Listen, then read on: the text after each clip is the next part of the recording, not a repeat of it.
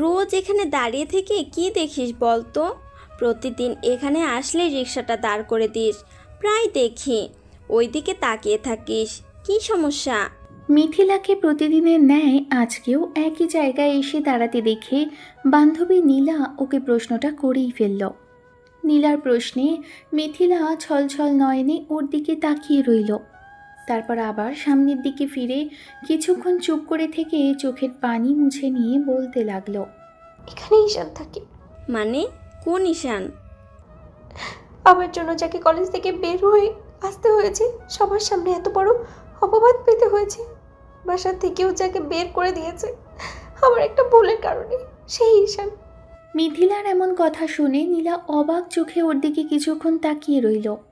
তারপর আবার সামনের দিকে তাকিয়ে খেয়াল করে দেখলো একটা ছেলে ট্রাক থেকে কিছু জিনিসপত্র নামাচ্ছে। ছেলেটাকে দেখতে বেশ হ্যান্ডসাম আর স্মার্ট টাইপের। যে কেউ দেখেও বিশ্বাস করতে পারবে না এই ছেলেটা এত কষ্টের কাজ করে। আর ছেলেটা কোনো বড়লোকের পরিবারেরই। কথাগুলো ভেবেই এবার মিথিলা হঠাৎই ফুপিয়ে কেঁদে উঠল। দুই হাতে মুখটা ঢেকে নিয়ে বলতে লাগলো। রাগের বশীভূত হয়ে আমি যাকে এত ভালোবাসি তাকেই নিজের সবচেয়ে বড় শত্রু বানিয়ে ফেললাম। যাকে পাওয়ার জন্য এত বড় একটা বাজে কাজ করেছিলাম, তাকে জীবনের সবচেয়ে বড় বাজে পরিস্থিতির মুখে ফেললাম।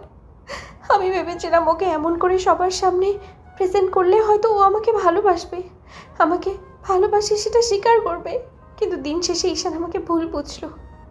ছেলেটাকে নিজের করে পেতে গিয়ে আমি জীবনের সবচেয়ে বড় ভুল করে ফেললাম। ওকে আমি হারিয়ে ফেললাম রে নীলা। আমি হয়তো আর ওকে কখনো পাবো না। আমি ওর কাছে সারা জীবন অপরাধী হয়ে থাকবো। আমার কাজের জন্য আমাকে কখনোই মাফ করবে না।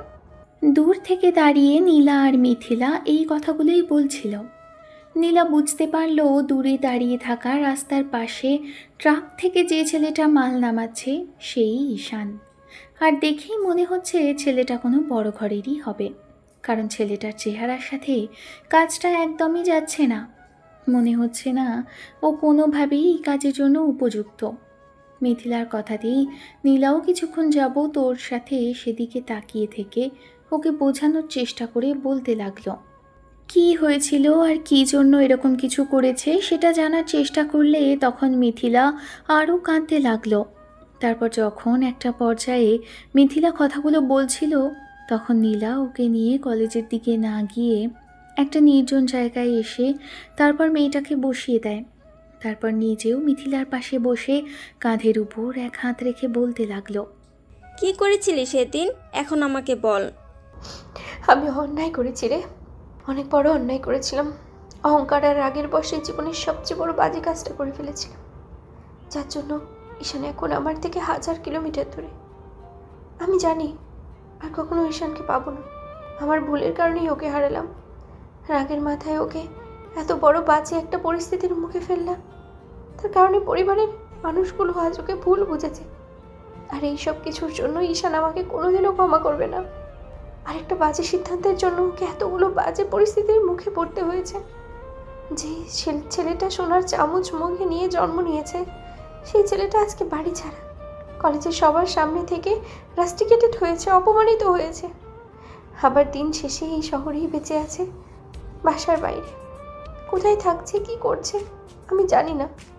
এখানে আসলে প্রায়ই ওকে দেখি, তাই তাই দাঁড়িয়ে আছে। এসব কিছু তো তুই আমাকে বলিসনি। এখানে আসার পর থেকে দেখছি কেমন যেন মন খারাপ করে থাকিস, আর ওই জায়গাটায় গেলে কেমন যেন সব সময় দাঁড়িয়ে পড়িস।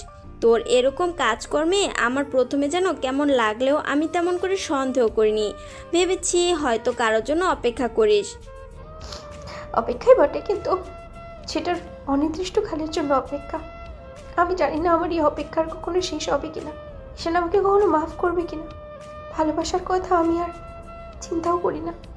জানি আমি ওকে অনেক অনেক হারিয়ে ফেলেছি, অনেক নিজের ভুলের কারণে। আমি যদি পারিবারিকভাবে বিষয়টা সমাধান করার চেষ্টা করতাম, আব্বুকে দিয়ে ওর বাসায় বিয়ের প্রস্তাব পাঠাতাম, তাহলে হয়তো ঈশানের পরিবারটা রাজি হতো। কিন্তু রাগের মাথায় তাড়াহুড়ো করে আমি এত বাজে একটা কাজ করে ফেলেছি, যার জন্য আর কখনো আমাদের মিলন হওয়াটা সম্ভব না।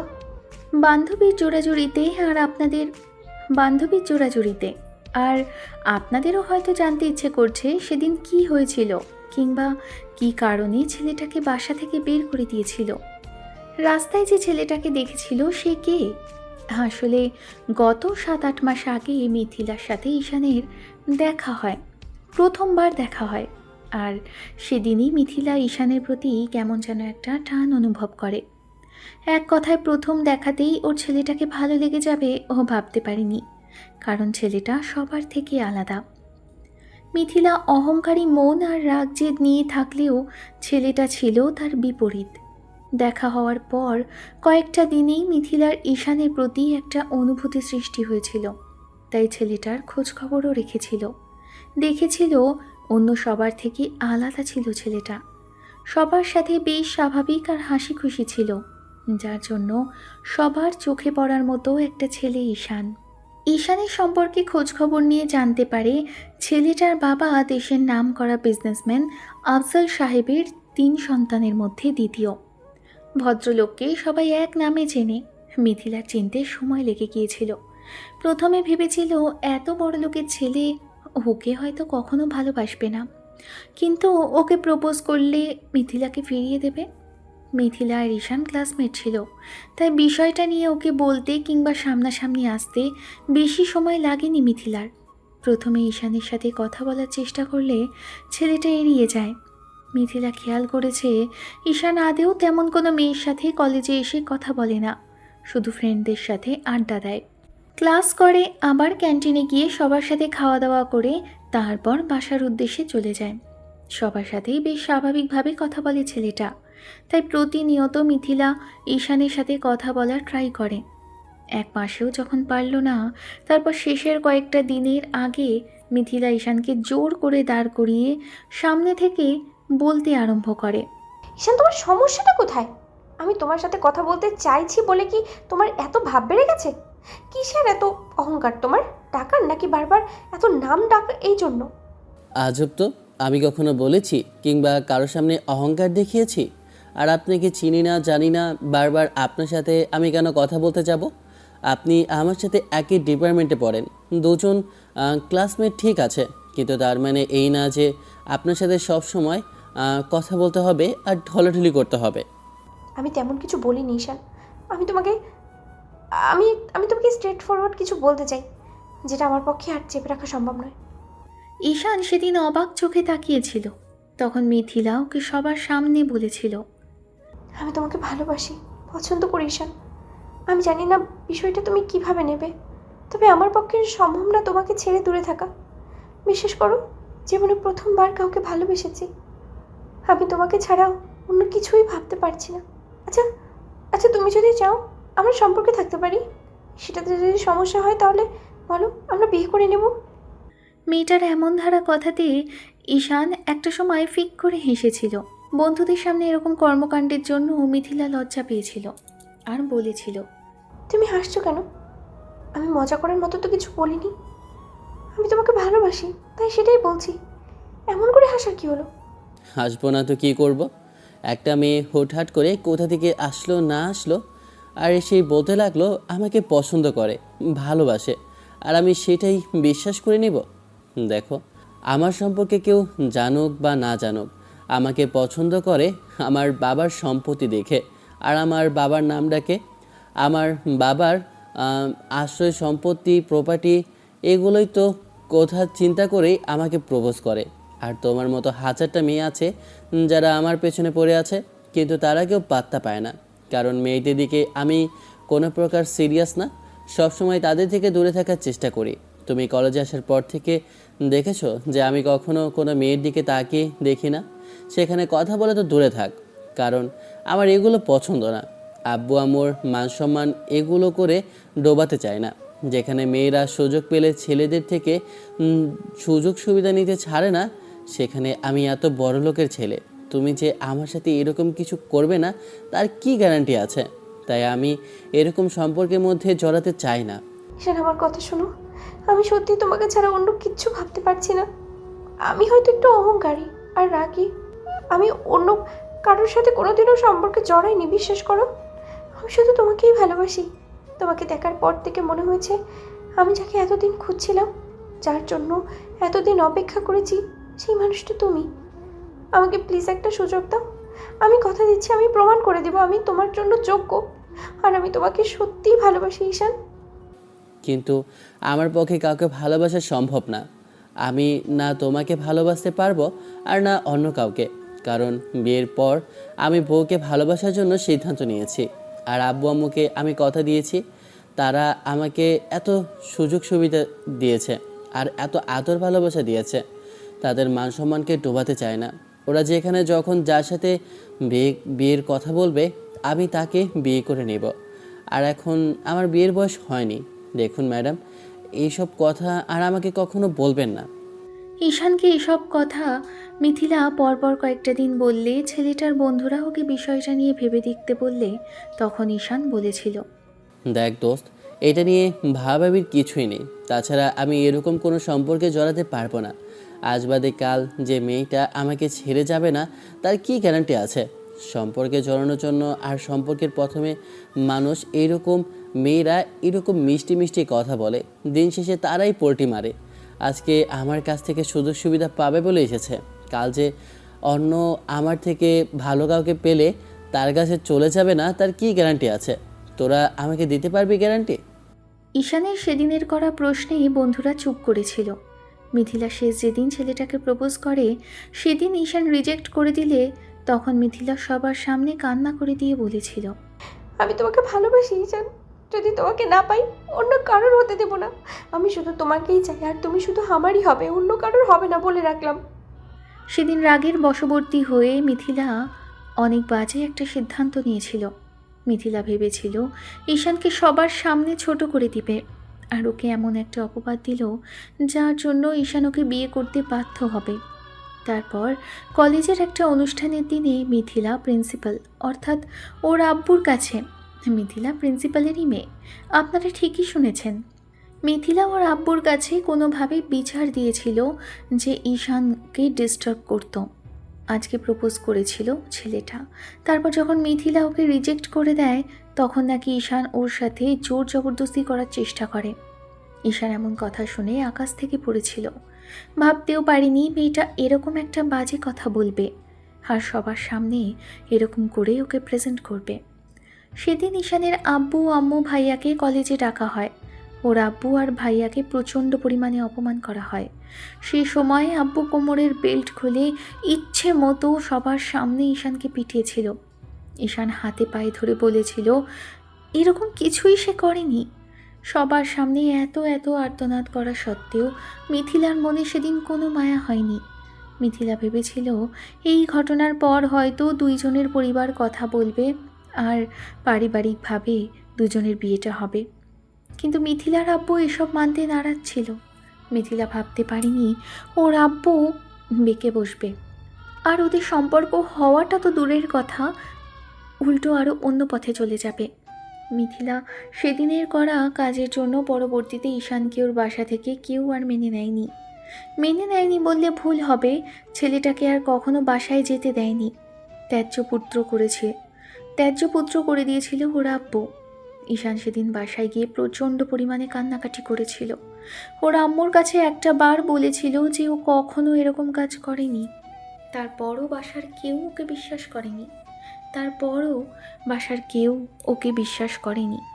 সেদিনই ছেলেটা বাসা থেকে বেরিয়ে এসেছিল। কে জানে শেষ 15টা দিন মিথিলার সাথে দেখা হয়নি। মিথিলা ভেবেছিল এই বুঝি সব শেষ হয়ে গেছে আর হয়তো কখনো ছেলেটার সাথে দেখা হবে না।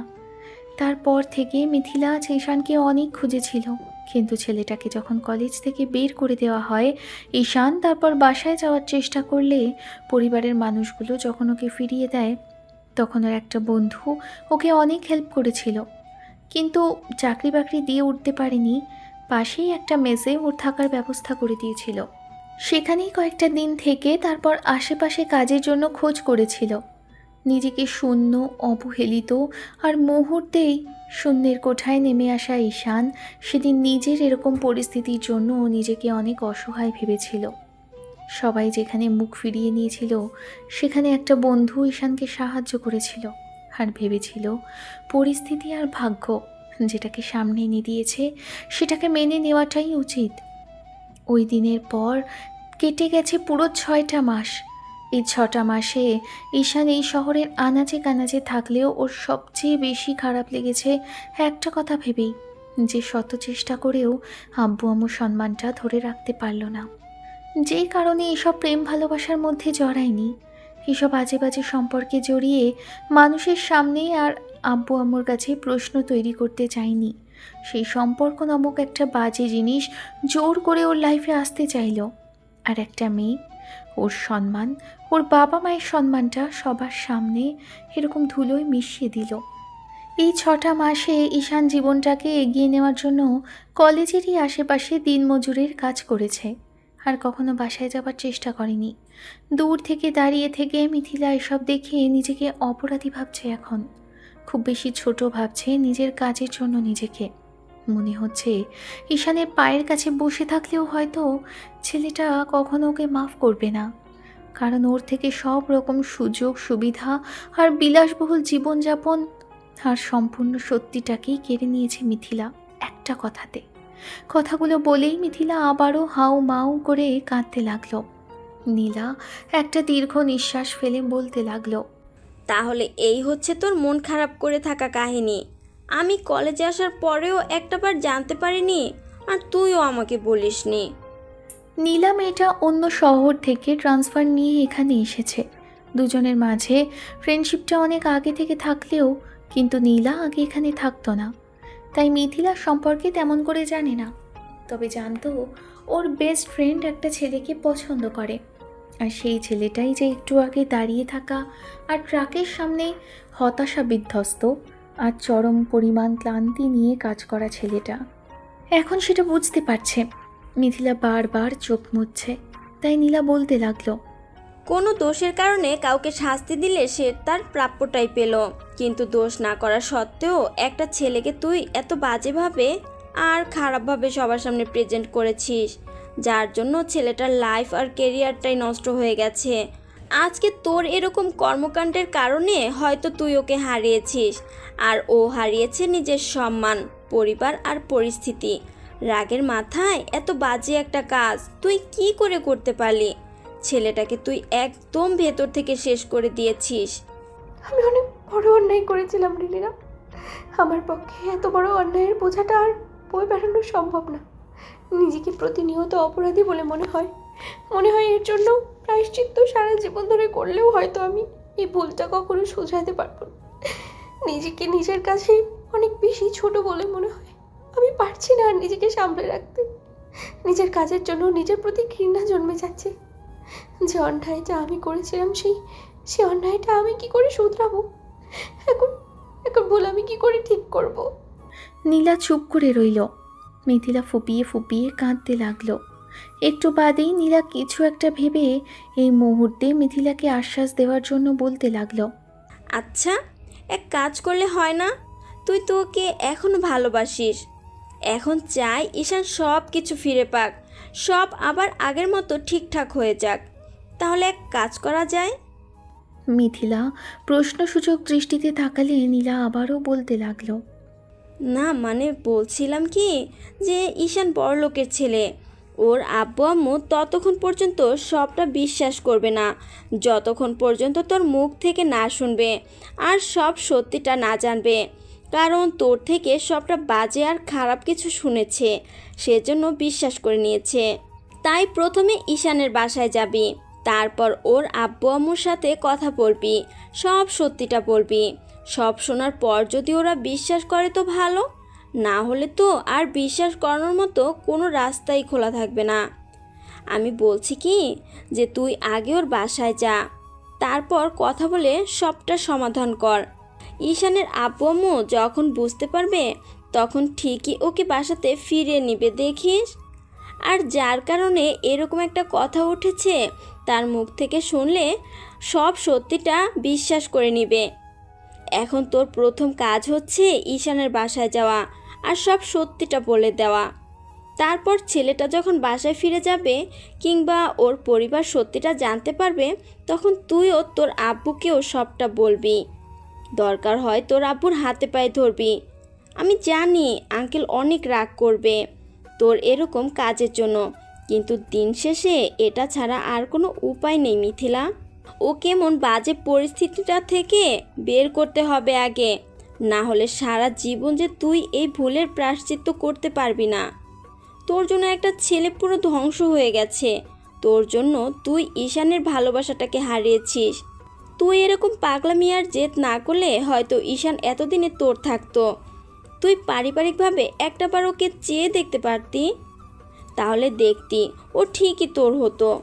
ঈশান বলেছিল আব্বু আম্মু ওকে পারিবারিকভাবে যেখানে বিয়ে দেবে সেখানেই বিয়ে করে নিবে, তাই ওর আব্বু আম্মুকে রাজি করালে তোকে ঠিকই ওরা পুত্রবধূ করতো। কিন্তু তুই সেটা না করে অনেক বড় অন্যায় করেছিস ছেলেটার সাথে। মিথিলা নীলাকে জড়িয়ে ধরে অনেকক্ষণ কাঁদল। নীলা মেয়েটাকেই বাসায় পৌঁছে দিল। এই ঘটনার পর গত একটা সপ্তাহ যাবৎ মিথিলা এসব কথাই ভেবেছে আর নিজেকে সহজ স্বাভাবিক আর শক্ত করে নিয়েছে। যেটা হয়েছে সেটার ভুল শুধরাতেই হবে। অর্ধেকটা তো শুধরাতে পারবে, সম্পূর্ণটা না পারলেও এইটুকু তো অন্তত করতেই পারবে, যার জন্য ঈশানোর প্রাপ্য সম্মানটা ফিরে পাবে। কথাটুকু ভেবেই মিথিলা নিজেকে শান্ত করে আর শক্ত করে নেয়। ভাবে সামনে খুব কঠিন পরীক্ষা। দুপুরের বাসা, সদর দরজার কলিং বেল বাজতেই আর শায়লা বেগম কিছুক্ষণ অবাক চোখে তাকিয়ে রইল। এই সময় কারোর আসার কথা না, আর আসলেও একটু বাদে হয়তো আসবে, কিন্তু তার মানে এই না যে এত আগেই সবাই অফিস থেকে চলে আসবে। শায়লা বেগম হাত ধুয়ে কিচেন থেকে বেরিয়ে বাসার সদর দরজা খুলে দিতেই একটা সুন্দরী মেয়েকে সামনে দাঁড়িয়ে থাকতে দেখে অবাক চোখে তাকিয়ে রইলেন। আর মেয়েটাকে দেখতে অসম্ভব রকমের সুন্দরী লাগছে, যে কেউ দেখে বলবে এ কি কোনো পরীর থেকে দেখতে কম না। ভদ্রমহিলা কিছুক্ষণ তাকিয়ে রইল। আপনারা কি ভাবছেন কে এসেছে? আরে মিথিলাই এসেছে। আম্মুকে দেখে মিথিলা চিনতে পারেনি, কারণ সেদিন কলেজে গিয়েছিল। মিথিলা ওনার পায়ের কাছে বসে পড়ে পায়ে হাত দিয়ে সালাম করতে যাবে, তখন আম্মু ওকে ধরে ফেলে আর বলতে লাগলো, কে মা তুমি? তোমাকে তো ঠিক চিনতে পারলাম না। আন্টি, আমি ভিতরে যেতে পারি? একটু বসতে দেবেন আমাকে? আমি সবই বলবো, তার আগে আঙ্কেল আর বাসার বাকি সদস্যদের এখানে থাকা দরকার। আম্মু কিছু একটা ভেবে তারপর বাসার সামনে থেকে সরে গিয়ে বলতে লাগলো, হ্যাঁ আসো, ভিতরে এসো। ভদ্রমহিলা এবার কাজের লোককে উদ্দেশ্য করে বলতে লাগলো, এই করিম, মেহমানদের জন্য খাবারের নাস্তার ব্যবস্থা করো। আর রহিমা, তুমি রান্নার দিকটা দেখো, আমি মেহমানদের সাথে কথা বলছি। ভদ্রমহিলার এমন আদর আপ্যায়ন দেখে মিথিলা ভাবতে লাগলো সম্পূর্ণ সত্যিটা জানার পর হয়তো এই আদরের আপ্যায়নটা আর থাকবে না। ওকে হয়তো ঘাড় ধাক্কা দিয়ে বাসা থেকে বের করে দিবে। কথাগুলো ভেবে একটা দীর্ঘ নিঃশ্বাস ফেলল। আজকাল বুকের ভেতর থেকে চাপা নিঃশ্বাস বেরিয়ে আসে। মিথিলা কিছুক্ষণ বসে থেকে হাত মোচড়াতে লাগলো। শায়লা বেগম ওর দিকে এক দৃষ্টিতে তাকিয়ে রইল। একটু বাদেই এর মাঝখানেই বাসার কাজের লোকটা এসে নাস্তা এনে মিথিলার সামনে রাখলে ও বলতে লাগলো, আন্টি, বলছিলাম কি, আঙ্কেল আসার সময় হয়েছে না? আর বড় ভাইয়া উনি আসবেন না? সবাই আসবে, ঘন্টা খানেকের মতো সময় লাগবে। কিন্তু তুমি ওদের সম্পর্কে জানতে চাইছো কেন? আর তুমি কে? তোমাকে ঠিক আগে দেখেছি বলে মনে হচ্ছে না। কি বলতে চাও সেটা আমাকে বলো। বলবো, আমি সবটা বলার জন্য এসেছি। তার জন্য সবাইকে একসাথে এক জায়গায় থাকতে হবে। বলছিলাম কি আন্টি, আমাকে একটু বসিয়ে দিন। আপনি আপনার কাজ করুন, বাকি সদস্যরা আসুক, আমি সবার সামনেই সবটা বলবো। শায়লা বেগম হাজারটা প্রশ্ন করা সত্ত্বেও মিথিলার মুখ থেকে আম্মু কোনো কথা বের করতে পারল না। ভদ্রমহিলার সামনে আগের মতোই বসে রইল। তারপর ভদ্রমহিলার পরিচয় আর মিথিলার পরিবার সম্পর্কে জানার চেষ্টা করল। মিথিলা শুধু বলল সবাই আসলে পরিচয় দেবে। আরও আধ ঘন্টা বাদেই আব্বু আর ভাইয়া আসলো, কারণ আম্মু ওদের ডেকে নিয়েছে। মিথিলার এরকম কর্মকাণ্ড হাবভাব কিছুই ভালো লাগছে না ওনার, তাই শেষে বাধ্য হয়ে এক প্রকার হাজবেন্ড আর বড় ছেলেকে ডেকে নিলেন। ভদ্রমহিলা এখনও সেখানে বসে আছে। আব্বু আর ভাইয়া এসে যখন মিথিলাকে ডাইনিংয়ে বসে থাকতে দেখলো, তখন ওরা একটু চুপ করে থেকে তারপর ফ্রেশ হতে চলে গেল। আব্বু আর ভাইয়া এসে ডাইনিংয়ে বসতেই তখন মিথিলা একটা দীর্ঘশ্বাস ফেলল। ওর বারবার মনে হতে লাগলো অন্তত একটা বারের জন্য যদি এখন সবাইকে সত্যিটা বলে দিতে পারে। এবার সবাই মিথিলাকে ভুল বুঝলেই হয়তো সব সমস্যার সমাধান হয়ে যাবে। এবার আব্বু মিথিলাকে উদ্দেশ্য করে বলতে লাগলো, কে মামুনি তুমি? তোমাকে আগে কখনো দেখেছি বলে মনে হয় না।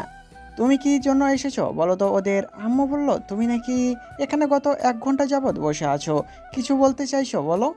আমি যে কথাগুলো বলতে চাইছি তার জন্য আমাকে একটু সময় দিবেন প্লিজ। আপনার আগে আমাকে বাধা দিবেন না। আমি আগে কথা বলে শেষ করি, তারপর অন্তত আমাকে একটা সুযোগ দিন। আমি সবটা আগে বলি, তারপর যদি আপনাদের মনে হয় আমার অন্যায় হয়েছে তাহলে শাস্তি দিবেন। আর যদি মনে হয় আমি রাগের মাথায় করে ফেলেছি তাহলে অন্তত আমাকে একটাবার মাফ করে দেবেন। তোমার কথাগুলো আমরা কিছুই বুঝতে পারছি না বোন। তোমার যদি কোনো সমস্যা থাকে, যদি কিছু হয়ে থাকে, সেটা সরাসরি বলতে পারো। মিথিলা আবারও কিছুটা সময় নিল। তারপর একটা সময় দীর্ঘ নিঃশ্বাস ফেলে বলতে লাগলো, আন্টি, আঙ্কেল, আমি মিথিলা, যার কারণে আপনাদের ছোট ছেলেকে বাড়ি ছাড়তে হয়েছে। আমার জন্য এইসব কিছু হয়েছে, তাই আমি আজকে সব দিকটা বিবেচনা করেই সবটা ভেবেই আপনাদের কাছে এসেছি। আমি ভেবেছি যেটা হয়েছে সেটার জন্য অন্তত একটা বারের জন্য সবাইকে সত্যিটা বলে দেওয়া উচিত। আর চুপ করে থাকাটা ঠিক হবে না। আমি যদি এখনও চুপ করে থাকি তাহলে একটা মানুষের প্রতি অনেক বড় অন্যায় করা হবে। তাই ভাবছি যার সাথে এত বড় অন্যায় করেছি তাকে নিজের প্রাপ্যটা আর সব সত্যিটা সবাইকে জানিয়ে দিতে, সেই জন্য এখানে আসা। সবাই অবাক চোখে তাকিয়ে রইল। তখন মিথিলা অসহায় কণ্ঠে বলতে লাগলো, আসলে কলেজে প্রথম দিকে ঈশানকে দেখে আমি ভালোবেসে ফেলেছিলাম। ওকে দেখার পর থেকে আমি অন্য কিছু ভাবতে পারছিলাম না। প্রথম দেখাতেই তাকে ভালোবেসে ফেলেছিলাম। তার জন্য এক প্রকার অনুভূতি কাজ করতো। আমি জানি না ওকে কতটুকু ভালোবাসি, তবে আমার মনে হতো ওকে না পেলে আমি পাগল হয়ে যাব। তাই ভুলভাল সিদ্ধান্ত নিয়ে ফেলেছিলাম। প্রথমে ওকে অনেকটা দিনের মধ্যে প্রপোজ করি, কয়েকটা দিনের মধ্যে প্রপোজ করে বসি। তারপর যখন ঈশান আমাকে ইগনোর করে, আপনাদের কথা বলে, আপনার ওকে যেখানে বিয়ে দেবেন ও সেখানেই বিয়ে করে নেবে, তারপরও আমাকে ওর পক্ষে ভালোবাসা সম্ভব না। তখন আমি অনেক ট্রাই করি ওর সাথে কথা বলার, সম্পর্কে জড়ানোর, একটা সুযোগ পর্যন্ত চাই, কিন্তু ঈশান আমাকে কোনো সুযোগ দেয়নি। তারপর রাগের মাথায় এমন একটা সিদ্ধান্ত নিই যার জন্য ওর পুরো লাইফটাই চেঞ্জ হয়ে গেছে। সেদের উপর ওরকম করে এত বাজে একটা পরিস্থিতি আমার জন্যই সৃষ্টি হয়েছিল। আর আপনারা যেটা জানেন, আর আমি যেটা প্রেজেন্ট করেছিলাম আসলে সেটার কিছুই হয়নি। আমি ভেবেছিলাম এরকম একটা মিথ্যে কথা বললে, সবার সামনে ছোট করে দিলে, আমার মান সম্মানের কথা তুললে হয়তো দুই পরিবার মিলে, আমার আব্বু আর আপনারা মিলে আমার সাথে ঈশানের বিয়েটা দিয়ে দেবেন। আমিও ঈশানকে খুব সহজেই পেয়ে যাব। কিন্তু আমার ধারণাটা ভুল ছিল।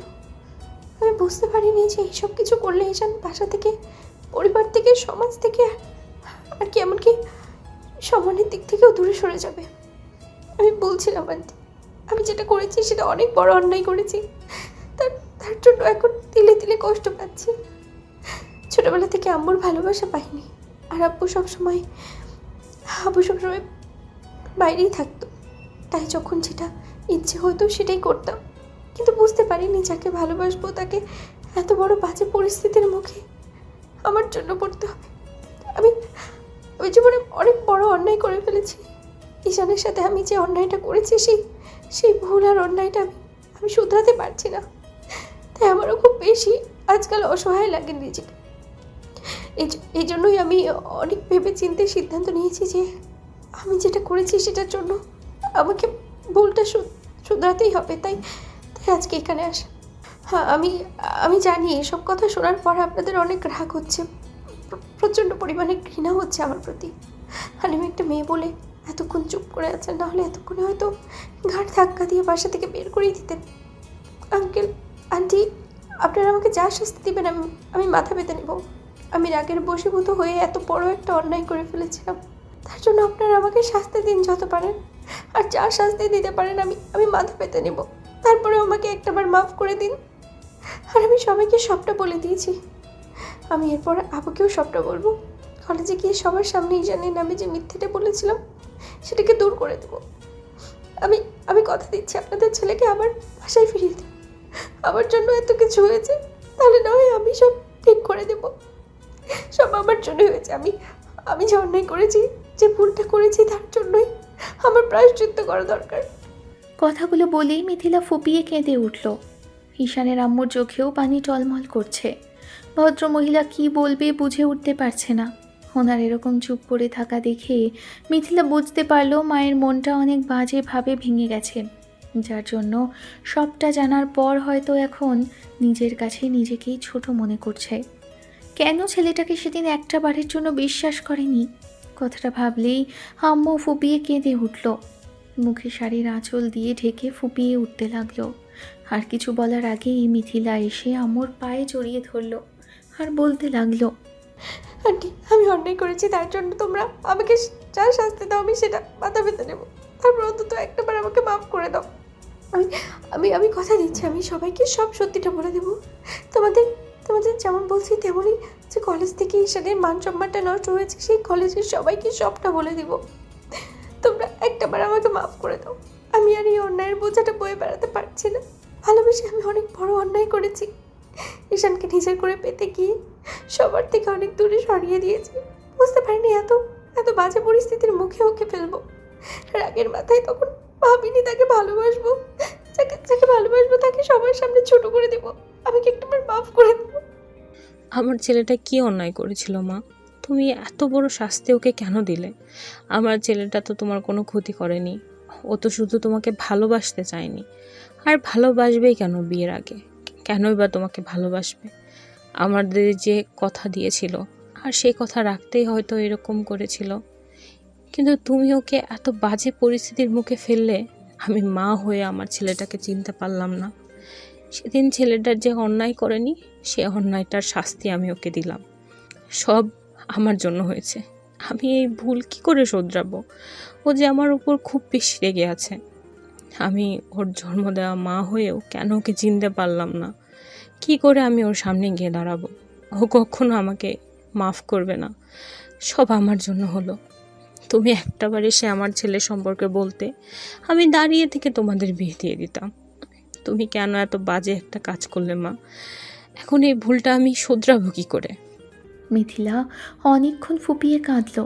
আম্মু ওকে পা থেকে ছাড়িয়ে নিয়ে রুমের দিকে চলে যেতেই মেয়েটা এসে আব্বুর পায়ে জড়িয়ে ধরতে গেলে তখন আব্বু ওকে ধরে ফেলে।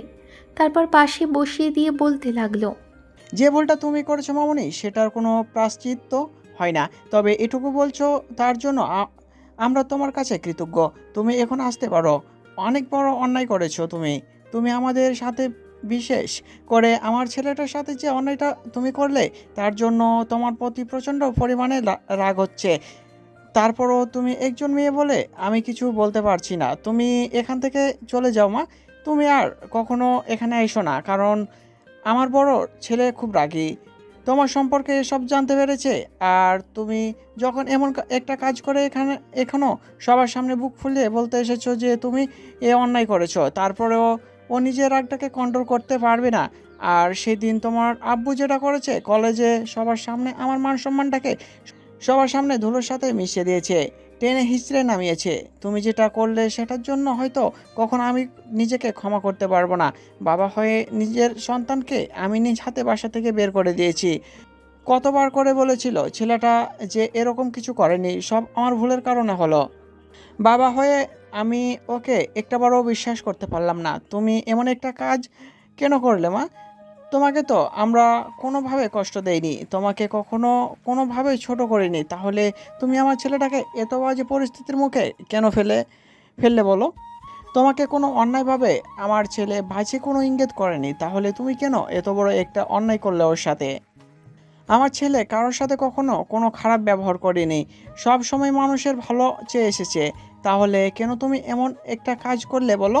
এই ভুলটা এখন আমরা শোধরাবো কী করে? আমি অনেক বড় অন্যায় করে ফেললাম নিজের ছেলের প্রতি। মিথিলা কিছু বলতে পারল না। ঈশানের ভাইকে এমন রাগী চোখে তাকিয়ে থাকতে দেখে শেষে ও সেখান থেকে উঠে চলে গেল। মিথিলা যাবার সময় একবার ওদের দিকে পেছন ফিরে তাকিয়েছিল। ভাইয়া নিজের কাজের জন্য মাথা নিচু করে আছে। ইমন ভাবতেও পারেনি ছোট ভাইকে এত বাজে ভেবেছে, আর এত বাজেভাবে আঘাত করে বাসা থেকে তাড়িয়ে দিল। সেই ভাইটা নির্দোষ ছিল। এত বাজে পরিস্থিতির মুখে ছেলেটাকে ফেলবেই কখনো কল্পনাও করতে পারিনি। ওর ধারণার বাইরে ছিল যে ঈশান এমন কিছু করতে পারে না। আর আজকে যখন শুনতে পারলো ঈশান এমন কোনো বাজে কাজ করেনি, তখন এখন নিজেদেরই ছোট মনে হচ্ছে। এই ভুলটা ওরা শোধরাবে কি করে সেটাই ভাবতে লাগলো। ইমনও রুমে চলে গেল। পুরো দিনটাতে কেউ আর কোনো খাওয়া দাওয়া কিংবা কোনো প্রকার টু শব্দটাও করলো না। এখন নিজেদের কাজের জন্য এখন নিজেদের অপরাধী মনে হচ্ছে।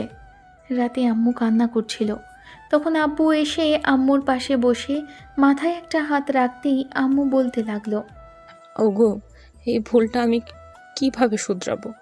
যে অন্যায় আমি আমার ছেলেটার উপর করেছি, সে অন্যায়টা আমি কি করে শুধরাবো? আমি তো সেটাই বুঝতে পারছি না।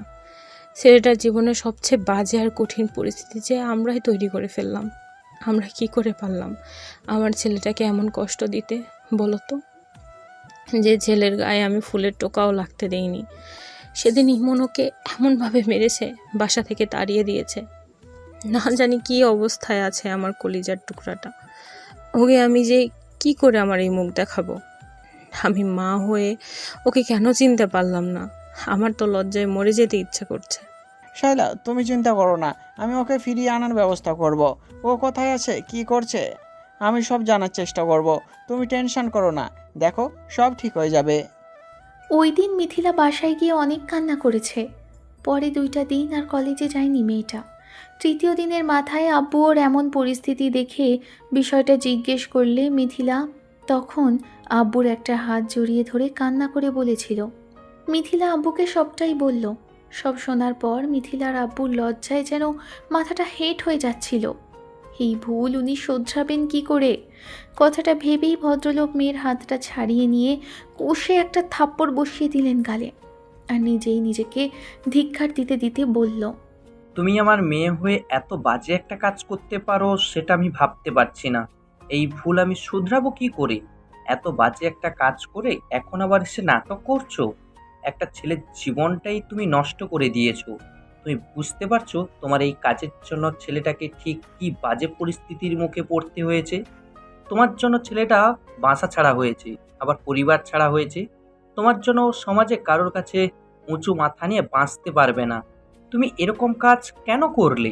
তোমার ওকে অপছন্দ কিংবা পছন্দ সেটা তুমি আমাদের বলতে, আমি সবটা দেখে নিতাম। তাহলে এত বড় একটা বাজে কাজ তুমি কেন করতে গেলে? তোমার কি একটু বিবেকে বাঁধলো না? একটাবার মনে হলো না যে কাজ করছো এই কাজের পর ওর পরিস্থিতিটা ঠিক কি হবে? তুমি নাকি ওকে ভালোবাসো, এখন লজ্জা করছে না তোমার এসব ভালোবাসার কথা বলতে? ভালো যদি বেঁচে থাকতে তাহলে এত বড় অন্যায়টা তুমি করতে পারতে না।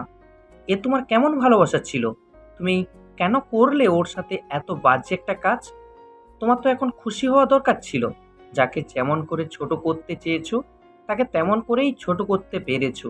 তাহলে এখন কান্না করছো কেন? আব্বু, আমি ভুল করেছি। আমি অনেক বড় অন্যায় করে ফেলেছি। যে অন্যায় করেছি, সে যে পাপ করেছি সেটা আমি শুধরে নিতে চাই। আমি সবার সামনে সবটা বলে দিতে চাই। ঈশান এরকম কোনো কাজ করেনি, বিশ্বাস করো। আমি যে এই অপরাধের বোঝাটা আর বয়ে বেড়াতে পারছি না। আমাকে একটা সুযোগ দাও। দেখো, আমি সবটা শুধরে নেব, সব কিছু শুধরে নেব আব্বু। মিথিলা অনেকক্ষণ যাবৎ আব্বুর সাথে কথা বলার চেষ্টা করেও পারল না। আব্বু ওর সাথে কোনো কথা বলল না। শেষে উপায় না পেয়ে মেয়েটা কাঁদতে কাঁদতেই রুমে চলে গেল। গত 1 সপ্তাহ যাবৎ ঈশানের আব্বু ভাইয়া ওকে খুঁজেছে, তারপর শেষে পেয়েও গেল। আর ছেলের সাথে কথা বলার চেষ্টা করেছেন ভদ্রলোক, কিন্তু ছেলেটা যে বড্ড রাগী আর জেদি, যদি তাতে কারোর সাথে কথা বলতে চায়নি, নিজের মতো করে এড়িয়ে গেছে, নিজে একা থাকতে চেয়েছে। আব্বু আর ভাইয়া বারবার হতাশ হয়ে বাসায় ফিরেছে। আম্মু যখন জানতে পেরেছে ওরা ঈশানের দেখা পেয়েছিল, তখন ওকে বাসায় নিয়ে আসলো না কেন সেটা জানতে চেয়েছে। এই 1 সপ্তাহের মধ্যে আম্মু কান্নাকাটি করতে করতে শেষে অসুস্থ হয়ে পড়েছে, যার জন্য আব্বু এখন নিজের কাজের জন্য নিজেকেই দোষারোপ করছে। ভেবেই পাচ্ছেন না যে এত বড় অন্যায়টা ওনারা করলেন কি করে। তারপর শায়লা বেগম সুস্থ হতেই সেদিন যখন আব্বু আম্মু দুজনে একসাথে আসে, সেদিন ঈশান ওনাদের দেখে অবাক হয়। আম্মু অনেক কান্নাকাটি জুড়ে দিতে শেষে ছেলেটা আর রাগ করে থাকতে পারল না। বলতে লাগলো। এর জন্য এত কান্নাকাটি করতে হবে না। তোমরা সব সত্যিটা জানতে পেরেছো, তাতে আমি খুশি হয়েছি। এখন তোমরা আসতে পারো, যখন ইচ্ছা হবে এসে দেখে যেও আমাকে। আব্বু ঈশানের এমন কথাতে অনেক অবাক হয়েছিল। ভেবেছিল ছেলেটা এমন করে কথা কেন বলছে। তারপর যখন জানতে চায় ওর এরকম কথা বলার কারণ কি, তখন ঈশান হেসেই বলেছিল, সবার উপর থেকে বিশ্বাসটা আমার সেদিনই উঠে গেছে, যেদিন তোমরা আমাকে ভুল বুঝলে। আমি একটাবার শুধু তোমাদের কাছে একটু আশ্রয় আর একটু বিশ্বাস চেয়েছিলাম। আমি চলে আসতাম, তোমরা যদি আমার সাথে থাকতে না চাইতে আমি জোর করতাম না। কিন্তু তোমরা সেদিন আমাকে বাজেভাবে ভেঙে দিয়েছো। নিজের সন্তানকে কেউ এত অবিশ্বাস করতে পারে, তোমাদের দেখে সেদিন আমি প্রথমবার প্রমাণ পেয়েছি। বিশ্বাস করো, তোমাদের কারো প্রতি আমার কোনো অভিযোগ নেই। আর অভিযোগ রেখেই বা কী করব? নিজের আব্বু আম্মু যেখানে ভুল বুঝেছে, সেখানে বাইরের মানুষের কথা কী করে বলবো? সেদিন আমি এইটুকু বুঝতে পেরেছি, এই পৃথিবীতে কেউ কারোর জন্য না, কেউ কাউকে বিশ্বাস করতে আসেনি। সব কিছু নিজের মতো করেই চলে। সময় তার নিজের পরিস্থিতিকে নিজেই বদলায়। এখন আমাকে বাসায় যাওয়ার জন্য জোর করো না প্লিজ। আমি বাসায় যেতে পারবো না, আমি এখানেই থাকবো। আমার অভ্যাস হয়ে গেছে এখানে থাকতে থাকতে। এই কঠিন পরিস্থিতির মুখে আমি 6টা মাসে মানিয়ে নিয়েছি, বুঝিয়ে নিয়েছি নিজেকে। যেটা হবার ছিল সেটা হয়েছে। এখন তোমরা বাসায় ফিরে যাও। আমি বুঝেছি তোমরা সবটা সত্যিই জানো। নিজ থেকে সত্যি জানতে পেরে আমার কাছে এসে আবার সবটা বলছো, তার জন্য আমি খুব খুশি। আমার পৃথিবীর কাউকে আর সব সত্যিটা জানানোর দরকার নেই। তোমরা জানতে পেরেছো, তাতেই আমি নিজেকে খুব হালকা মনে করছি। এখন তোমরা চলে যাও। ঈশান যেতে না চাইলে আব্বু আম্মুর কান্নাকাটিতে সে যেতে রাজি হলো। তবে 1 ঘন্টার টানাটানিতে শেষে বাধ্য হলো। আব্বু এমন একজন শক্ত মানুষ হয়েও কান্নাকাটি করলো নিজের ভুলের জন্য। ঈশান আর উপায় না পেয়ে আব্বু আম্মুর সাথে বাসায় ফিরে যায়। তার 1 সপ্তাহ পরে আব্বুকে কলেজে ডাকা হয়, কিন্তু আব্বু যেতে চায়নি। তারপর ভাইয়া বলল যে সবার সামনে নাকি সব সত্যিটা বলতে চায় মিথিলা, সেজন্য ঈশানকে নিয়ে যেতে বলেছে। ঈশান জানলে হয়তো যাবে না, সেজন্য আব্বু আর ভাইয়া ওকে অনেক ভুলিয়ে ভালিয়ে কলেজে নিয়ে যায়। কিন্তু কলেজের সামনে আসার পর ঈশান বলতে লাগলো, কি হয়েছে বলো তো? তোমরা আমাকে এখানে নিয়ে আসলে কেন? তোমরা জানো না এখান থেকে সব কিছু শুরু হয়েছিল? আমি যেখানে আসা চাই না, তারপরে জোর করে কেন এখানে আনলে? যে মেয়েটা তোর সাথে এত বাজে কিছু করেছে, সেই মেয়েটা আজকে সবার সামনে সবটা স্বীকার করে নিতে চায়। মিথিলা নিজের ভুলটা বুঝতে পেরেছে, তাই এখন সবটা স্বীকার করতে চায়। আর তোর কি সারা জীবন এই অন্যায়ের অপরাধটা নিয়ে বেঁচে থাকার ইচ্ছা আছে নাকি? তুই এবার অন্তত বোঝার চেষ্টা কর। এখন সময় এসেছে সবটা সবার সামনে আনার। তাহলে কেন সুযোগটা কেন ছেড়ে দেবে? যে অন্যায়টা করে সে যখন সবটা সত্যিটা বলতে চায়, তাহলে আর আমরা এতটুকু কেন করব না? যে সম্মানহানি হয়েছে সেটা অন্তত এবার ফিরে পাওয়া উচিত। জানি সেটা আগের মতো হবে না, তারপরে একটু তো স্বস্তি পাবি। এটা জানার পর যার জন্য এত বাজে পরিস্থিতির সম্মুখীন হয়েছিলে, সে মেয়েটা নিজ থেকে তোর সম্পর্ক থেকে আর তোর উপর থেকে নিজের দেওয়া কলঙ্কটাকে তুলে নিচ্ছে। এখন তো আমাদের আরও খুশি হবার কথা ছিল। এখন কথা না বলে চল। ঈশান আব্বু আর ভাইয়ার সাথে কলেজের ভেতর আসলো, তবে গাড়ি থেকে নামলো না। গাড়ির ভেতর বসে রইল। কলেজে কোনো একটা অনুষ্ঠানের আয়োজন করা হয়েছে সেদিনের মতো, ঠিক সেদিন যেমন সবার সামনে প্রেজেন্ট করা হয়েছিল। ঈশানের ভয়ে হাত পা কাঁপছে। বারবার মনে হচ্ছে এই ঘটনার পর হয়তো সবাই ওকে আবারও আগের মতো দেখবে। কিন্তু যে সম্মানটা নষ্ট হয়েছে সেটা আর হয়তো কখনো ফিরে পাওয়া সম্ভব না। তারপরও যদি আবার উল্টোপাল্টা কিছু ঘটে, আজকে আবারও কি অন্য কিছু ঘটবে কিনা? আব্বু হাজার বলা সত্ত্বেও ঈশান গাড়ি থেকে বেরোয়নি। বলেছে যখন ডাকবে তখন যেন বের হয়। এবার আব্বু আর ভাইয়া এসে একটা জায়গায় বসলো। সবাই ওদের দেখে নানান কথা বলাবলি করতে লাগলো। প্রিন্সিপাল স্টেজে উঠে অনেক কথাই বলল। সবার কাছে সব কিছুর জন্য বারবার করে মাফ চাইতে লাগলো। কিন্তু ওরা জানতে চাইলো যে কী কারণে উনি মাফ চাইছেন আর কী জন্য এরকম কথা বলছেন। সবাই বলাবলি করছে। এর মাঝখানে মিথিলা স্টেজে উঠল। ওকে দেখে সবাই যেন হতভম্ব হলো। ওরা কেউ ভাবতেও পারেনি এরকম কিছু হবে। সবাই ভেবেছিল কোনো ফাংশন আছে, যার জন্য কলেজে এত বড় আয়োজন করা হয়েছে। কিন্তু এদের এই বকবক শোনার আগে জানলে হয়তো কেউ আসতো না। এবার মিথিলা স্টেজে উঠে সবাইকে উদ্দেশ্য করে কিছু বলার আগেই ঈশানের কথা বলতে লাগলো। ডাকতে বলল ছেলেটাকে। এবার ঈশানের আব্বু আর ভাইয়া ওকে ডাকলো। একটু বাদে ঈশান আসলো। তারপর সবার সামনে দাঁড়াতেই সবাই আজে বাজে কথা বলতে আরম্ভ করলো। মিথিলা সবাইকে হাতের ইশারায় থামিয়ে দেয় আর বলতে লাগলো, আমি জানি ওকে নিয়ে আপনাদের মনে অনেক আজে বাজে চিন্তার হাজারটা প্রশ্ন আমার জন্যই তৈরি হয়েছিল। আমি আমার ভুলের প্রায়শ্চিত্ত করতে এসেছি আজকে। আমি সবাইকে জানাতে এসেছি সেদিন যেটা করেছিলাম সেটা এক প্রকার পাপ ছিল। ঈশানের প্রতি যে ভুলটা আমি করেছিলাম, রাগের বশবর্তী হয়ে যে কাজটা করেছিলাম, তার জন্য ওকে এতগুলো দিন পরিবারের থেকে ওকে আলাদা থাকতে হয়েছে। আমি জানি এরপর থেকে আপনারা আমাকে ঘৃণা করবেন, আপনারা আমাকে বাজে কথা বলবেন, কিন্তু তাতে আমার কিচ্ছু যায় আসে না। যাকে ভালোবেসেছিলাম, যাকে পাওয়ার জন্য এত বড় একটা নাটক করেছিলাম, তাকে আমার জন্য এত বাজে পরিস্থিতির মুখে পড়তে হয়েছে। সেজন্য আমি নিজে লজ্জিত, নিজের কাজের জন্য নিজেকে অনেক বেশি ছোট বলে মনে হয়। তাই এই মুহূর্তে চুপ থাকাটা আমার পক্ষে সম্ভব না। আমি ভেবেছি এরপর থেকে সবাই আমাকে খারাপ ভাবলেও ভাবুক, আমি যে মানুষটাকে চেয়েছিলাম, যাকে পাওয়ার জন্য এত এত বাজে পরিস্থিতির সৃষ্টি করেছিল, সে এরপর থেকে ভালো থাকুক, সে আবার নিজের সম্মানটা ফিরে যাক। এবার সবাই বলাবলি করতে লাগলো যে ও কি করেছিল আর কি জন্য এরকম কর্মকাণ্ড করেছিল। মিথিলা একবারই ঈশানের দিকে তাকালো। ছেলেটা মাথা নিচু করে আছে, কিছু বলার কিংবা মেয়েটার দিকে তাকানোর সাহসটা ওর হচ্ছে না। এবার মিথিলা সবার সামনেই হাত জোর করে বলতে লাগলো, সেদিন আপনারা যখন জানতে পেরেছিলেন ঈশান আমাকে জোর করে জবরদস্তি করার চেষ্টা করেছিল, সবার সামনে আমি যেটা প্রেজেন্ট করেছিলাম, ও আমাকে বাজেভাবে ছোঁয়ার চেষ্টা করেছিল, আসলে তার কিছুই হয়নি। আমি আগে থেকে ওকে পছন্দ করতাম, তাই বারবার রিজেক্ট হয়ে মাথায় সেদিন ওকে পাবার জন্য এমন একটা বাজে সিদ্ধান্ত নিয়েছিলাম। আমি ভাবতেও পারিনি যে ওকে পেতে গিয়ে জীবনের সবচেয়ে বাজে, কঠিন আর খারাপ কাজটা করে ফেলবো, তারপর ওকে এত খারাপ একটা পরিস্থিতির মুখে ফেলে দিব। আসলে সেদিন এরকম কিছুই হয়নি। আপনারা যারা ঈশানকে ভুল বুঝছেন, তাদের কাছে আমি হাত জোর করে রিকোয়েস্ট করব, এরপর থেকে ওকে আর কখনো বাজে কথা বলবেন না। যা হয়েছে সব আমার জন্য হয়েছে। আপনাদের শাস্তি দেওয়ার হয়, বাজে কথা বলার থাকে, সবটা আমাকে বলবেন। আমি সবটা আজকে থেকে মাথা পেতে নেব। তারপরে ওকে ইন্ডিকেট করে কেউ কোনো বাজে কথা বলবেন না, কারণ সেদিন ঈশানের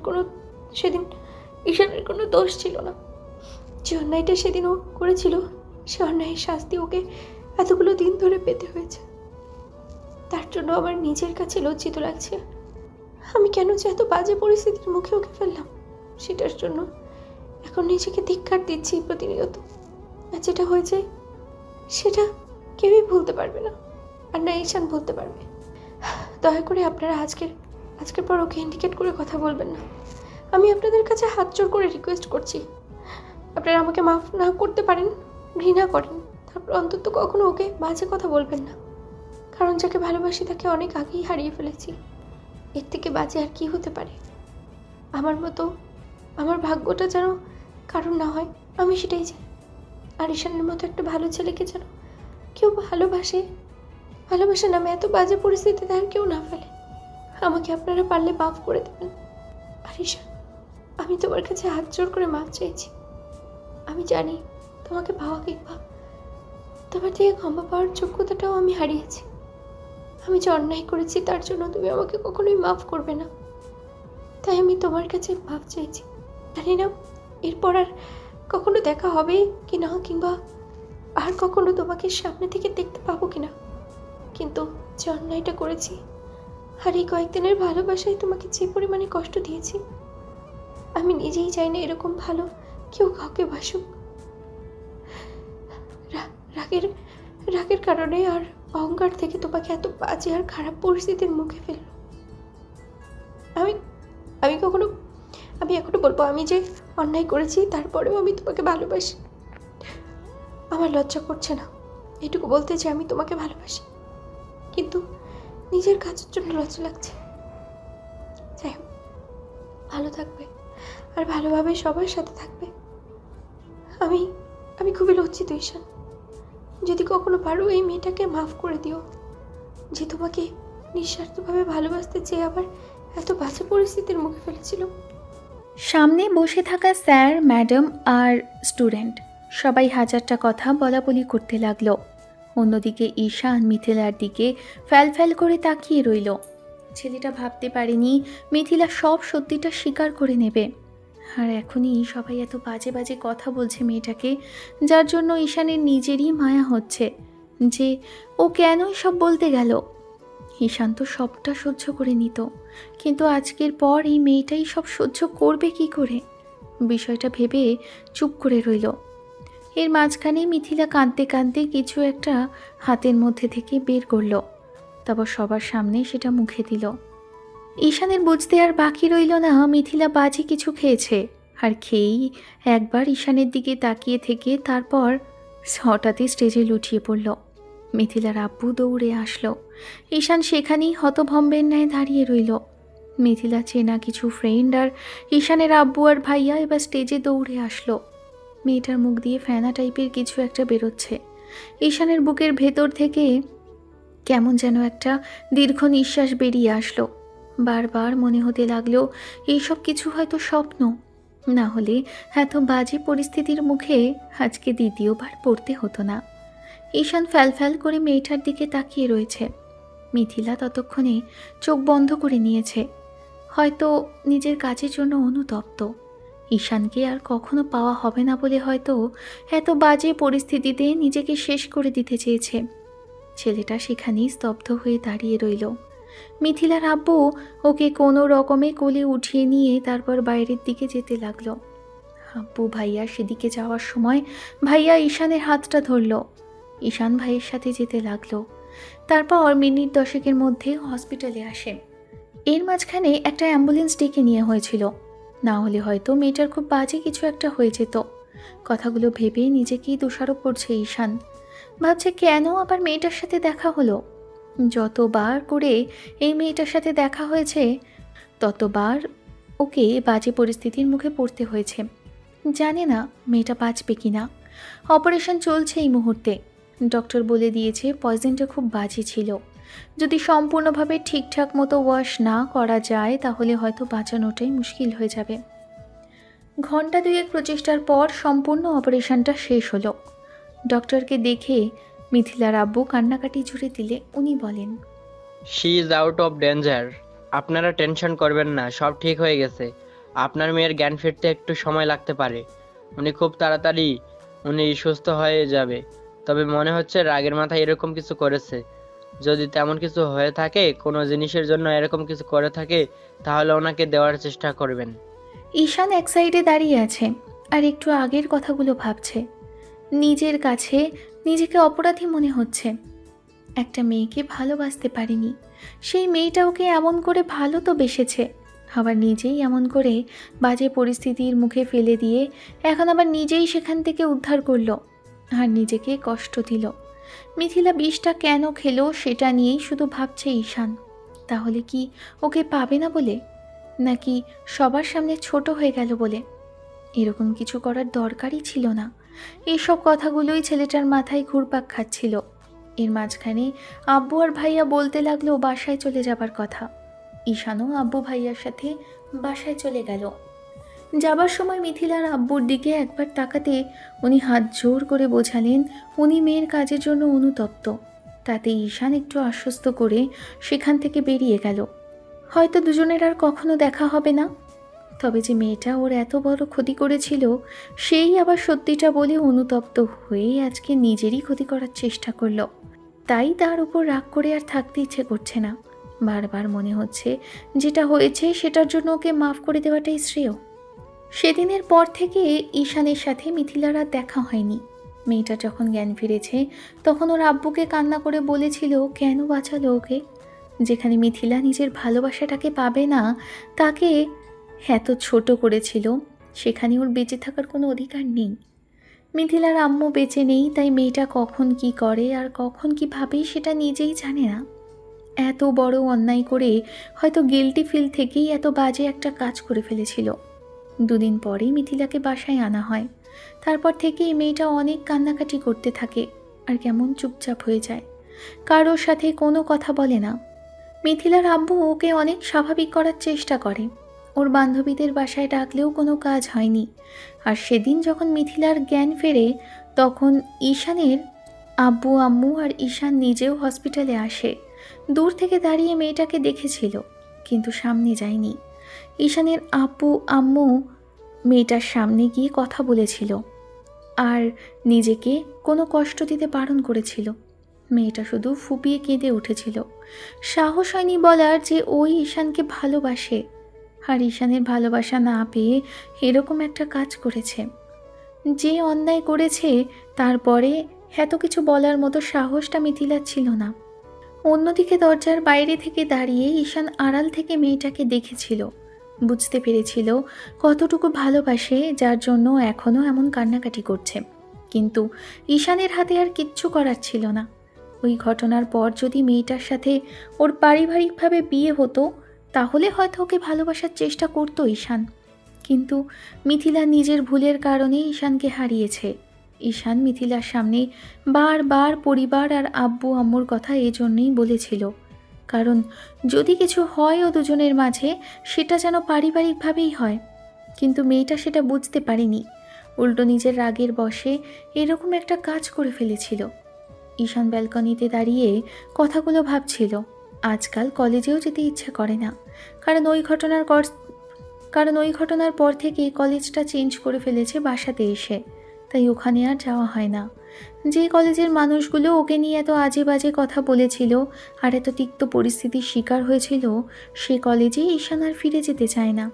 ঈশান সেজন্য কলেজটাও পরিবর্তন করে ফেলেছে। ছেলেটা মাঝে মধ্যে বন্ধুদের থেকে খোঁজ খবর নিয়ে জানতে পেরেছে মিথিলা আগের থেকে অনেকটা স্বাভাবিক, কিন্তু স্বাভাবিক হলেও কারোর সাথে নাকি আগের মতো আর কথা বলে না, কলেজেও যায় না, গেলেও চুপচাপ থাকে, সবসময় কেমন এলোমেলো অগোছালা থাকে। কলেজে আর 10টা সুন্দরী মেয়ে থাকলে প্রিন্সিপাল স্যারের মেয়েটা একজন ছিল, কারণ অসম্ভব রকমের মায়াবী দেখতে ছিল মিথিলা। তারপরও ঈশান কেন যে মেয়েটাকে ভালোবাসতে পারেনি, ছেলেটা সেটাই ভাবছে আজকাল। মেয়েটার এরকম কর্মকাণ্ডের কথা মনে পড়লে নিজেরই কাছে খুব খারাপ লাগে। মেয়েটা ওকে পাওয়ার জন্য এরকম কিছু করেছিল, আর সেদিন নিজেকেই কষ্ট দিতে চেয়েছিল। তবে ঈশানের আর এখন মেয়েটার উপর রাগ নেই, ভাবে মেয়েটা যেন ভালো থাকে, অন্য কারোর সাথে নতুন করে শুরু করতে পারে। কিন্তু আদেও কি সেটা সম্ভব? মিথিলা সব সময় এরকম চুপচাপ করে থাকে বলে আব্বু ভেবেছিল মেয়েকে বিয়ে দিয়ে দিলেই হয়তো সব ঠিক হয়ে যাবে। আর যেই ভাবা সেই কাজ। একদিন হঠাৎ করে বাসায় এসে বলল পাত্রপক্ষ এসেছে ওকে দেখতে। এরকম কিছু শোনার পর মিথিলা আবারও সেই সুইসাইড করার চেষ্টা করলে ওর আব্বু বাধ্য হয়ে সবটা এড়িয়ে যাওয়ার চেষ্টা করে। তারপর মিথিলা কান্নাকাটি করতেই আব্বু যখন জানতে চায় ও কি চায়, তখন মিথিলা বলেছিল, আমার কিচ্ছু চাই না আব্বু, যদি বিয়ে করতেই হয় তাহলে ঈশান কি করবো, অন্য কাউকে আমি বিয়ে করতে পারবো না আব্বু, প্লিজ আমাকে জোর করো না। মিথিলার আব্বু নিরুপায় হয়ে হতাশাগ্রস্তভাবে বলেছিল, তুমি যে অন্যায় করেছো, এরপর এসব কি করে সম্ভব? তুমি একটাবার ভাবতে পারেছো ওদের পরিবারের সামনে গিয়ে দাঁড়ানোর মুখটা আমার নেই? এমনকি ওদের মান সম্মান আর পরিস্থিতিটা আমাদের থেকে কত উঁচু বংশের ভাবতে পারছো? সেখানে আবার তুমি এমন একটা কাজ করেছো, তাহলে আমি এই মুখ নিয়ে কি করে গিয়ে দাঁড়াবো ওদের সামনে? মিথিলা সেদিন আব্বুকে জড়িয়ে ধরে ফুপিয়ে ফুপিয়ে কেঁদেছিল। নিজের কাজের জন্য এখন নিজেকে ধিক্কার দিচ্ছে প্রতিনিয়ত মেয়েটা। ভেতরের অপরাধ বোধটা ওকে কুড়ে কুড়ে খাচ্ছে। 2 মাসের মাথায় সেদিন ঈশান যখন কলেজ থেকে, অর্থাৎ নতুন যে কলেজটাতে ভর্তি হয়েছিল সেই কলেজটা থেকে ফিরে আসে, তখন দেখতে পায় মিথিলার আব্বু ওদের ডাইনিংয়ে বসে আছে। আর এরকম একটা কর্মকাণ্ডের পর ভদ্রলোককে ওদের বাসায় দেখবে সেটা ঈশান ভাবতেও পারেনি। ভদ্রলোকের চোখে মুখে এক প্রকার আতঙ্ক আর ভয়ের ছাপ। ঈশান যেটা থেকে বুঝতে পেরেছিল কোনো একটা কারণ তো আছেই, যার জন্য ভদ্রলোক আবার ওদের দ্বারস্থ হয়েছে। ঈশান ডাইনিংয়ের কাছে এসে একটু দূরে দাঁড়ালো। আব্বু আর আম্মুকে খেয়াল করলেও মিথিলার আব্বু ওকে খেয়াল করেনি। এর মাঝখানে মিথিলার আব্বু বলতে লাগলো, ভাইজান, আমি জানি আমার মেয়ে যা করেছে আর এতদিন যা হয়েছে সেটার জন্য আপনারা কখনোই আমাদের মাফ করতে পারবেন না। আমি আর আমার মেয়ে যা করেছি এসব কিছুর পরেও হয়তো আপনাদের দিক থেকে মাপ পাওয়াটা আমাদের জন্য কখনোই সম্ভব না। তারপরও আমি রিকোয়েস্ট করব একটাবার মাপ করে দিতে। আমার মেয়েটা ওই দিনের পর থেকে একদম অগোছালো হয়ে গেছে, না কারোর সাথে কথা বলে আর না কারোর সাথে বিয়ে দিতে চাইলে সেটা করতে চায়। আর খাওয়া দাওয়াটা তো প্রায় ছেড়েই দিয়েছে। এর মাঝে কয়েকবার সুইসাইড করতে গিয়েছিল নিজের কাজের জন্য, ততবার আমি ওকে বাঁচিয়েছি। খাওয়া দাওয়া না করার ফলে এখন প্রতিনিয়ত অসুস্থ হয়ে পড়ছে। গতকালকেই মেয়েটাকে হসপিটাল থেকে বাসায় আনা হয়েছে। আমি জানি না মেয়েকে কি করে বাঁচাবো, তবে যদি আপনাদের কোনো উপায় থাকে তাহলে কোনোভাবে আমাদেরকে একটু দয়া করুন। আমি যে আমার মেয়েটাকে বাঁচানোর জন্য অনেক চেষ্টা করছি, কিন্তু কোনো কিছুতে পেরে উঠছি না। ওর মা মারা যাওয়ার পর থেকে আমি ওকে সকল রকমের স্বাধীনতা দিয়েছি, সেটা পেয়েই হয়তো এরকম করে বক্ষে গিয়েছিল। আর তারপরে এমন কিছু করবে ভাবতে পারিনি। আমি জানি আমার এটা অন্যায়, কিন্তু ভাইজান, আমি যে নিরুপায় একজন বাবার পরিস্থিতিটা আপনি নিজেই বুঝতে পারবেন। আমি আপনাদের কাছে হাত জোড় করে মাপ চাইছি। আপনারা অত্যন্ত একটাবার আমার মেয়েকে একটু মাফ করে দিন। আর কোনোভাবে কি আমার মেয়েটাকে একবার একটু সুযোগ দেওয়া যায় কি না ভেবে দেখেন। আমি জানি এটা অন্যায় আবদার, কিন্তু কিন্তু আমি কি করব বুঝতে পারছি না। বাবা হিসেবে মেয়েকে বাঁচানোর জন্য এসব অন্যায় আবদার করে ফেলছি। জানি না সামনে কি হবে, তবে মনে হয় আমার মেয়েটাকে আমি বাঁচাতে পারবো না। ও যে পাগলামি শুরু করেছে তাতে এখনও ওকে বাঁচানোটাই দায়ী হয়ে পড়েছে। তবে আমার মনে হয়েছে আপনাদের কাছে আসলে আপনারা হয়তো আমার দিকটা একটু ভাববেন। এবার ভদ্রলোক কান্না করতে করতে ঈশানের আব্বুর পায়ের কাছে বসে পড়তে গেলে আব্বু ওনাকে উঠিয়ে পাশে বসিয়ে দিল। তারপর ভদ্রলোকের কাঁধের ওপর হাত রেখে আশ্বাস দিয়ে বলতে লাগলো, আমি তো আমার পরিবারের বাইরে গিয়ে একা একা সিদ্ধান্ত নিতে পারি না, আর এখানে আমার ছেলের জীবনের প্রশ্ন। আর আপনারা যেটা করেছিলেন তারপর থেকে এরকম কিছু ভাবাটাও আমার জন্য একটা ভয়, কারণ আমি আমার ছেলের সম্পর্কে একা একা আর কোনো সিদ্ধান্ত নিতে চাই না, আর নিতেও পারি না। আমি পরিবারের সবার সাথে কথা বলে তারপর আপনাকে সিদ্ধান্তটা জানাবো। আমি আপনার কথাতে প্রচণ্ড পরিমাণে আশ্বস্ত হলাম ভাইজান। আমি জানি আপনি আমার দিকটা ভেবে দেখবেন। আপনি অনেক ভালো একজন মানুষ ভাইজান। ধন্যবাদ আমার আর কথাটা ভেবে দেখার জন্য। আমি জানি না কি হবে, তবে আমি আপনার কাছে আসলেই কৃতজ্ঞ থাকব। আমি আপনার পরিবারের ঋণ কখনো ভুলবো না। আপনারা যেটুকু আমাদের জন্য করলেন আর যে অন্যায়টা আমাদের জন্য সহ্য করলে, অন্য কেউ হলে সেটা সহ্য করতে পারতো না। যাবার সময় ঈশানের সাথে চোখাচোখি হতেই ভদ্রলোক হাত জোর করতে গেলে ঈশান হাত দুটো ধরে ফেলল আর বলতে লাগলো, কি করছেন স্যার? আপনি আমার গুরুজন স্যার। যেটা হয়েছে সেটার জন্য আমি রাগ করিনি, আমার কপালে ছিল ভেবে নিয়েছি। আমি সবটা মেনে নিয়েছি। এইসব নিয়ে মন খারাপ করবেন না। মিথিলাকে দেখে রাখবেন, ও যেন ভালো থাকে। প্রিন্সিপাল স্যার ঈশানের এমন ধারা কথা শোনার পর অবাক হয়েছিলেন।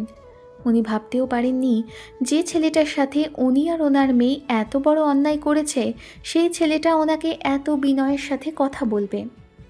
এত সব কিছুর পরও ভদ্রলোক জানে না ওনার মেয়েকে সুস্থ করে তুলতে পারবেন কিনা, কিংবা মেয়েটা আবার আগের মতো স্বাভাবিক লাইফে ফিরবে কিনা। রাতে বসে একসাথে সবাই ডিনার করছিল। আব্বু সবাইকে কথা বলার জন্য ডাইনিংয়ে বসতে বলল। ঈশানও খাওয়া শেষ করে ডাইনিংয়ে এসে বসছিল। জানে আব্বু কি কথা বলবে, তারপরও ওর কেমন যেন লাগছে। মনে হচ্ছে আব্বু এমন কিছু বলতে চায় যার জন্য হয়তো পরবর্তীতে আর কখনো বাজে কোনো পরিস্থিতির সৃষ্টি হবে না, আর ঈশান সেটার জন্যই অপেক্ষা করছিল। কিন্তু ভাবতে পারিনি যে আব্বু এমন একটা সিদ্ধান্ত নেবে। আমি অনেক চিন্তা ভাবনা করে দেখলাম বুঝতে পার আমি অনেক চিন্তা ভাবনা করে দেখলাম বুঝতে আমি অনেক চিন্তা ভাবনা করে দেখলাম বুঝতে চাইলাম এখন সময় এসেছে সবটা শুধরে নেওয়ার। তাছাড়া যেটা হয়েছে সেটার জন্য দুজনেরই এখন নিজেদের দিক থেকে একটু ছাড় দেওয়া দরকার। মেয়েটা এত বাজে পরিস্থিতির মুখে থেকে ঈশানকে বের করে এনেছে, আর ওপরে একমাত্র ওর পাগলামিটা আমাদের ছেলের জন্যই। তাই ভাবছিলাম কি আমাদের একটু ভেবে দেখা দরকার। তবে আমি নিজের মতো করে কোনো সিদ্ধান্ত কিংবা মতামত কিছুই চাপিয়ে দিতে চাই না। ঈশান, তুমি ম্যাচিওর একটা ছেলে, তুমি জানো তোমাকে কি করতে হবে। আমি সম্পূর্ণ সিদ্ধান্তটা তোমার ওপর ছেড়ে দেবো আব্বু। আমি জানি তুমি যেটা সিদ্ধান্ত নেবে সেটা সঠিক, আর তুমি যেটা করবে সেটার পর সবার ভালোই হবে। কিন্তু এমন কোনো সিদ্ধান্ত নিও না তার জন্য মেয়েটার জীবনটা নষ্ট হয়ে যায়। তুমি হয়তো বুঝতে পারছো আমি কি বলতে চাইছি, আর তুমি হয়তো শুনতে পেয়েছো মেয়েটা আবারও পাগলামি করতে আরম্ভ করেছে, হয়তো নিজের ভুলের জন্য, না হলে তোমাকে আর কখনো পাবে না ভেবে। এখন তুমি কি সিদ্ধান্ত নেবে সেটা তুমি আমাদের জানিয়ে দাও। ঈশান চুপ করেছিল। তারপর আম্মুর দিকে তাকাতে দেখলেও উনি ইশারায় ওকে স্বাভাবিক থাকতে বলল।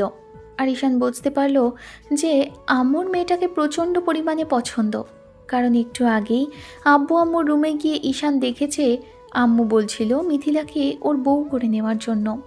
আর এসব কিছু শোনার পর ঈশান কিছুক্ষণ স্তব্ধ ছিল। তারপরও এখন অবধি জানে না ওদের সাথে আব্বুর কথা বলেছে কিনা, আর এরকম কিছু হবে কিনা। তবে মিথিলার প্রতি এখন ঈশানের খুব মায়া হচ্ছে। নিজে থেকেই এত বাজে একটা পরিস্থিতির মধ্যে ওকে ফেলেছিল, আবার এখন নিজেই এত কষ্ট পাচ্ছে। এইসব কিছু ভাবলেই হয়তো বুকের ভেতরটা হাহাকার করে ওঠে। একটা মেয়েকেও ভালোবাসতে পারিনি, সেজন্য না, তবে অপরাধবোধ থেকে। সেদিন যখন সবার সামনে সত্যিটা স্বীকার করে, আবার এত বড় একটা বোঝা থেকে ওকে মুক্ত করে দিল, তখন থেকে মনে হচ্ছে মেয়েটা সেদিন রাগের মাথায় এরকম কিছু করেছিল। আর ঈশান ওকে অনেক আগেই মাফ করে দিয়েছে, নিজের ভাগ্যটাকে মেনে নিয়েছিল। কখনো ভাবিনি মেয়েটা নিজে থেকেই সব কিছু বলবে। ছেলে কথা বলছে না দেখে আম্মু উঠে আসলো। তারপর ঈশানের পাশে বসে ওকে এক হাতে জড়িয়ে ধরে বলতে লাগলো, দেখো আব্বু, যা হওয়ার হয়ে গেছে। এখন রাগ আর জেদ নিয়ে পড়ে থাকলে দুটো মানুষেরই কেউই ভালো থাকতে পারবে না। তোমার মনের অবস্থা আমি বুঝতে পারছি। জানি না মেয়েটার প্রতি তোমার কোনো সহানুভূতিতা আছে কিনা, কিংবা কোনো মায়া তৈরি হয়েছে কিনা। তবে ও যে কাজ করেছে তার জন্য অনুতপ্ত এখন। ও তো আমাদের কাছেও মাপ চেয়েছে। আমরা যেখানে মাফ করে দিয়েছি সেখানে তুমি কেন করতে পারবে না? জানি এসব কিছু মেনে নিতে সময় লাগবে।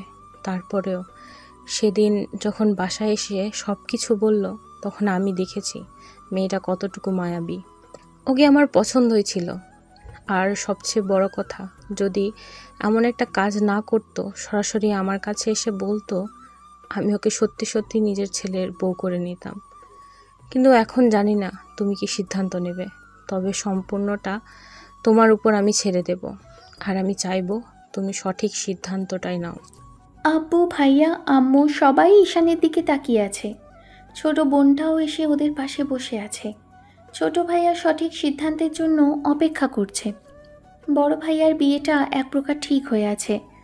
ভাইয়ার যে মেয়ের সাথে বিয়ে, সেই মেয়েটা বাইরে থাকে। এর মাঝখানে থেকে এরকম কথা বলা হচ্ছে। ঈশান জানে না এই মুহূর্তে কী সিদ্ধান্ত নিবে। তবে আব্বু আম্মুর কথাতে সায় দিতে ইচ্ছে করছে। ঈশান কথা বলছিল, তাই বোনটা ওর একটা হাত জড়িয়ে ধরতেই ঈশান বুঝতে পারল বোনটাও ওকে সেই সিদ্ধান্তটা নিতে বলছে, যেটা নিলে সবার ভালো হবে। ঈশান এবার আব্বুকে উদ্দেশ্য করে স্বাভাবিকভাবে বলল, ছোটবেলা থেকে আমার জীবনের সব সিদ্ধান্তটা আমি তোমাদের উপর ছেড়ে দিয়েছিলাম। বাসা থেকে যাবার আগ পর্যন্ত এটা তোমাদের উপরেই দেওয়া ছিল, আর এখনও আমি তোমাদের উপরেই সিদ্ধান্তটা ছাড়ব। আমি চাই না কারো কোনো ক্ষতি হোক। আর যে আমার উপর অন্যায় করেছিল সে নিজের ভুলটা শুধরে নিয়েছে। এখন তো সবাই সবটা জানতে পেরেছে, তাই আমার আর কোনো রাগ জেদ নেই। রাগ নেই বললে ভুল হবে, তবে মায়া হচ্ছে। ওই মেয়েটা যেহেতু আমাকে এইটুকু দয়া করতে পেরেছে, তাহলে আমি না হয় ওর প্রতি একটু সহানুভূতিটাই দেখালাম। তোমরা যেটা সিদ্ধান্ত নেবে আব্বু, আমি সেটাই নির্দ্বিধায় মেনে নিব আব্বু। আচ্ছা, আমরা যদি মিথিলার সাথে তোমার বিয়ে ঠিক করি তাহলে বিয়ে করে নিতে পারবে ওকে? এত কিছুর পরে ওর সাথে মানিয়ে নিতে পারবে? মনে হবে না যে মেয়েটা তোমাকে এত বাজে পরিস্থিতির মুখে ফেলেছিল, তাকে আবার বিয়ে করলে আমাদের কথাতে? আব্বু, এখনো সময় আছে, ভেবে দেখো। দিন শেষে কিন্তু পরবর্তীতে কথা উঠতে পারবে না যে আমাদের সিদ্ধান্তে তুমি মেনে নিয়েছো। তোমার মত করে তুমি সিদ্ধান্ত নেওয়ার বা ভাবার জন্য সময় পাওনি।